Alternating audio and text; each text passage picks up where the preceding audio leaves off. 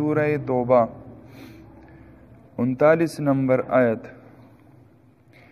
اعوذ باللہ من الشیطان الرجیم بسم اللہ الرحمن الرحیم إلا تنصروه فقد نصره الله إذ أخرجه الذين كفروا ثاني اثنين إذ هما في الغار إذ يقول لصاحبه لا تحزن إن الله معنا فأنزل الله سكينته عليه وأيده بجنود لم تروها وجعل كلمة الذين كفروا السفلى وكلمة الله هي العليا والله عزيز حكيم. صدق الله العظيم. إلا تنصروه کچری تاسو مدد ونه کوي د دې نبی فقد نصره الله په تحقیق سره مدد کړی دی د دې نبی الله تعالی اذ پاغه وخت کې اخرجه الذين كفروا چې وویستو کافرانو د خپل کلینا ثاني اثنين په یو کې دویم اذ هما فی الغار کم وخت کې چې په غار کې وو دا دواړه اذ یقول لصاحبه په کم وخت کې چې وی خپل ملګری ته دی نبی لا تحزن مه یریږه ان الله معنا بشک الله تعالی زمون سره دی فانزل الله سکینته علیه فسرا نازل کو الله تعالی سکون سکینه په دې نبی باندې وأيده بجنود او مدد وکو د دې نبی په داسې لشکرو سره لم تروها چې تاسو نه لیدئ وجعل كلمة الذين كفروا السفلى وجعل او وی ګرځوله وینا د کافرانو ښکته وکلمة الله هي العليا او د الله تعالی وینا د الله تعالی کلمه هغه اوچته شوه یا اوچته ده والله عزیز حکیم او الله تعالی غالب دی حکمت والا دی. الله رب العزت د غزوه تبوک په ترغیب کې صحابو ته فرمای الا تنصروه اے مسلمانانو کچری تاسو د حضور نبی کریم صلی الله تعالی علیه وسلم مدد ونکو د الله تعالی د دین مدد ونکو نو د دې نبی سره د مدد وعده کړې شوې ده. دا خدا سي نبی دی چې د دې نبی سره د مدد وعده کړې شوې ده او په تاسو د دې تجربه هم کړې ده او مشاهده هم کړې ده لیدلیم دي بار بار چې الله رب العزت د دې حضور محمد مصطفی احمد مجتبی صلی الله تعالی علیه وسلم مدد فرمایلی دی او په دغه امدادونو کې یو امداد طرف ته الله رب العزت په دې آیاتونو کې اشاره کړې ده د هغې څخه مختصر غونده کې حالت یې بیان کړی. وشوه داسې چې حضور نبی کریم صلی الله تعالی علیه وسلم چې کله په مکه مکرمه کې د دعوت و تبلیغ مهنت شروع او د مکی مشرکانو په هغه ماحول کې چې هغوی بتانو ته خدایان وي او د هر سیز د پاره خدایان جوړ کړو 360 بوتان دي دا بوت دا لات ته دا عزا دی دا هبل دی د دو خپل کارونه دي د هر بوت په ذمه باندې کار لګولیو دا بوت بدا کار کوي دا بوت بدا کار کوي کله باران نه وری دا باران بوت دی دا طبي بوت دی او دا بچو ورکول بوت دی دا تجارت د پاره بوت دی دا سفر د پاره بوت دی هر سړی ځان له یو بت جوړ کړو د هغې به عبادت کو او کعبۃ الله د الله تعالی کور کعبه شریفه د بتانو نه ډکه پرته په دې شرک په ماحول کې حضور نبی کریم صلی الله تعالی علیه وسلم د توحید आवाज وکړو او نبی علیہ الصلوۃ والسلام د الله تعالی د وحدانیت आवाज وکړو او وی فرمایل لا اله الا الله معبود برحق صرف د الله ذات دی او د الله نه سوا بل څوک د عبادت لایق نشته. په کافرو باندې دا خبره ډیره بده ولګېده. چې مونږ وایو چې 380 دي او ته وی چې نه وحده لا شریک دی الله یو ذات دی د الله سره بل څوک شریک نشتا نو نبی علیہ الصلوۃ والسلام ته تکلیفونه ورکول شروع کړ نبی علیہ الصلوۃ والسلام ته تکلیفونه ورکول شروع کړ بهر حال هغه تفصیل کې نه زو لیکن حضور نبی کریم صلی الله تعالی علیه وسلم له الله داسې دین ورکړو داسې اخلاقی ورکړو چې داغه په وجه باندې با خلق په دین کې راتله دین طرف ته خلق مای لګیدا نو په دې دوران کې ابو جهل یو مشورې د پاره یو کور خاص کو او په هغه کې مشوره ورکړه او مشوره په دې خبره باندې وا چې یاره د دې محمد صلی الله تعالی علیه وسلم سره څوک محمد صلی الله تعالی علیه وسلم سره څوک دا دین خو ورسته ورځ پیلاویږي د مشورې د پاره کې ناستا او په دغه مشورې کې دارالندوا په دې کې ناستا او مشوره وشوه نو دوی چې کله دا مشوره کوله په دې دوران کې دروازه وټکېده دروازې بند کړې دي دنه ناستې بټ مشوره کوي د نبی علیہ الصلوۃ والسلام د قتل دروازه وټکېده چې کله دروازه وټکېده ابو جهل وی وګوره چې څوک دی چې دروازه کولاو کړه یو سپینګری سړی ولاړ دوی تاسو کو څوک وي تاسو چې په دې کومه مشوره کې ناس یې نو زه هم تاسو هم نوایم تاسو زما هم د قنیت دی کم چې تاسو دی یعنی د حضور نبی کریم صلی الله تعالی علیه وسلم د دین مخالف یم نو راځه خوش آمدید موږ له خدا سي کسان پکار دي چې کم د نبی علیہ الصلوۃ والسلام خلافي نو دا سړی را دن نکو چې کله راغی او دن نکې ناستو نو خلکو ته پوښتنه کو ته ناشنا غوندګي وای او دا هغه خبر نه بقلار شې چې زه ناشنا یم لیکن زه تاسو په دې خبرو کې ډېر زیات ماهر یم تاسو چې نبی علیہ الصلوۃ والسلام خلاف کم کارونه کوي په دې کې زه ډېر ماهر یم ما ته وای وای چې موږ دا مشوره کوو چې دا محمد څنګه د لارې نه ختم کو صلی الله تعالی علیه وسلم هغه خو نه وی کنه خو کافرانو مونږ وایو وای دې ختمول غواړو وای تاسو سره ای دي یو کس رای وکړه چې زما رای دادا چې دا محمد صلی الله تعالی علیه وسلم دې په یو کمره کې بند کو او خوراک بولا داسې ورکو چې کم خراب شوی خوراکي باسی خوراک بولا ورکو نو دی به د هغې د وجې نه د استعمال د وجې نه دی به په دغه ځای کې وفات شي نعوذ بالله دی سړي دا کم چې راغلی و د دا خبره اورېده د شیخ د سپینګري وایي نه بھائی وایي دا خبره ټیک نه ده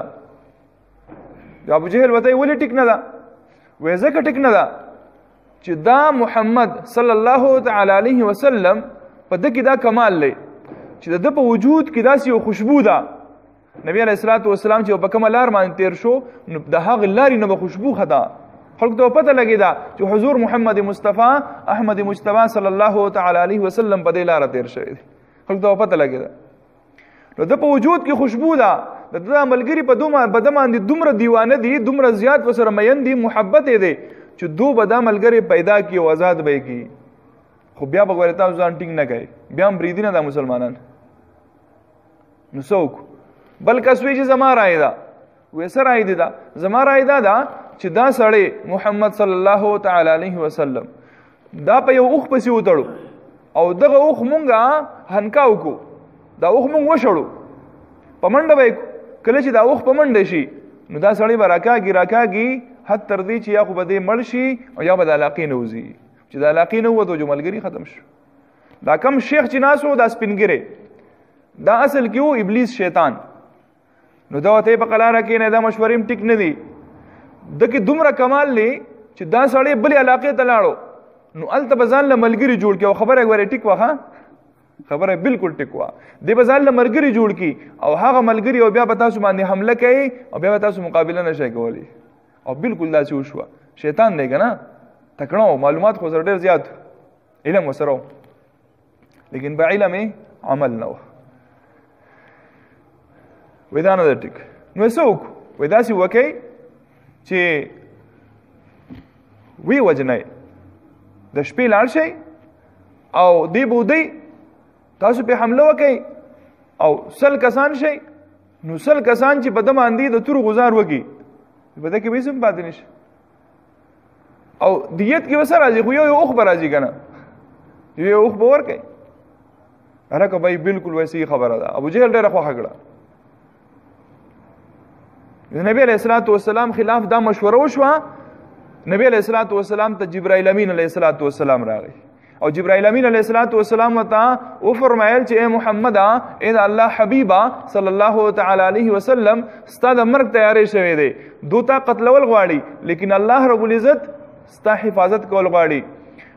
دو برازي لیکن د الله رب العزت د طرف نه ته حکم دی چې ته هجرت وکاو چرته لاړ شه مدینه منوره ته لاړ شه چرته مدینه منوره ته لاړ شه نبی علیہ الصلوۃ والسلام حضرت علی رضی الله تعالی عنہ راوغختو او حضرت علی رضی الله تعالی عنہ ته فرمایل چې زما په دې بستر باندې تسملا ته چې کله زما په بستر باندې ملا سي نو دا کافرانو ته نقصان نشي درکوله تاسو وایي چې حضرت علی رضی الله تعالی عنہ ته نقصان نشي ورکوله نو نبی علیہ الصلوۃ والسلام ولید بیا نبی علیہ السلام بخپل پروت وی کنه نبی علیہ الصلوۃ والسلام ته د الله حکم دی دا الله حکم دی چوچ را نشته بس الله فرمایلی هجرت وکړه نبی علیہ الصلوۃ والسلام هجرت کوي موږ تاسو کې دا کمال دی چې کله د الله رب العزت حکم راشي نو به چوچ راګو دا مونږ فرض دی کنه فرض دی کنه نو فرض مونږ عجیب غونډه کې خبره ده د فرض مونږ د لپاره مونږ دونه هلي جوړ کو یار یخنی ده مړو بدون یخی دي مسلمانانه اور زمانه وسړي ته پوس وکړو ماته مفتی سیو دا په تیمم باندې مونږ کیږي مې تیمم د څه لپاره وای تیمم وه د څه لپاره و تیمم د مونږ چې د شپې را سحر را پاسو کنه نو سحر دونه یخنی او بيخي نو لہذا کله سحر د مونږ په تیمم باندې کو نو عذر دی کنه جایز مې نه ده جایز ځکه نه ده ته چې کله د دې ځکه روان شې او ملګری ورته ویل کزه جزو لړم ده او زه جزو کلام ته ووري شوی دی ملم جبې ته نو په دغه وخت کې خو ته بیا نه یخواله یادي او نظر ته دا یادي چې یاره به او به یخې دي یا یخني ده یا به زما لاس او خپې ګوتې ومې یخې شي دا درته نه یاد نو کم از کم په دغه وخت کې بیا دا سوچ کوه چې به زه کله وور لازم نه بیا خوشحاله یم خو چې کله د الله کور ته راځم او منزل راځم نو په دې وخت کې تا ته بیا یخې اوبه رایادې شي او تیمم درته رایاد شي نو به هر حال دا اسی زمونږ بهانې دي مونږ د الله تعالی د احکاماتو نه ځان خلاصو داسې نه ده کول پکار صحیح ده نبی علیہ الصلوۃ والسلام د الله حکم ومنو هجرت شروع کړ د ابوبکر صدیق رضی الله تعالی عنہ ځان سره واغست نو په دې آیاتونو کې الله رب العزت د دقی هجرت د غار سور دا واقع بیان کړی دا نبی علیہ الصلوۃ والسلام د ابوبکر صدیق رضی الله تعالی عنہ وسره دی او د غار سور بغیر باندې خيږي نو دا هغه چاته پته ده چې څوک د غار سور غار ته ختلی جبل سور ته څوک تلی کنه نو هغه ته پته لګي چې یاره به دا څونه تکلیف دی او څومره مشکل سفرو زه به خپل باندې ختلم غار سور ته چې کله موږ لاړو او هغه ځای ته تلو نو باوجود د ځوانۍ او د طاقت د دنیا د مې مته کړی او دا اوبه هم څکلې او دنیا خوراک شته سہولیات شته او په دې وخت کې دا حال دی نو چې نبی علیہ الصلوۃ والسلام او د ابوبکر صدیق رضی الله تعالی عنہ د شپې به دا سفر څنګه کړی نو چې کله دې غر ته راوخته نو په دې لار باندې نبی علیہ الصلوۃ والسلام ستړی شو از د ابوبکر صدیق رضی الله تعالی عنہ ته الله رسوله د دمه وخت نه دی او راوخه او نبی علیہ الصلوۃ والسلام په شا کو وس دا سوچ سړیو کی چې از د ابوبکر صدیق رضی الله تعالی عنہ با د نبی علیہ الصلوۃ والسلام په شا څنګه وړي چې کله دې غار دراله نو د ابوبکر صدیق رضی الله تعالی عنہ ته عرض کړي اے د الله حبیبا تاسو بهر انتظار وکړئ زه دې غار ته دننه ورځم چې دا غار پاک کما شپه دا غار دی او په دې کې بیا انسان ورننوځي د نسبت نه لګي مار دی لړم دی بل درنده دی لیکن د نبی علیہ الصلوۃ والسلام سره دومره محبت دی چې د هر څه پرېدا لیکن چې نبی علیہ الصلوۃ والسلام د الله حبیب هغه ته تکلیف ونه رسي نو حضرت ابوبکر صدیق رضی الله تعالی عنہ غار ته ورننوتو د غار صفائی وکړه کم کمیس چې وسره دی صادر دی وسره په هغه باندې د غار سوړي بند کړي او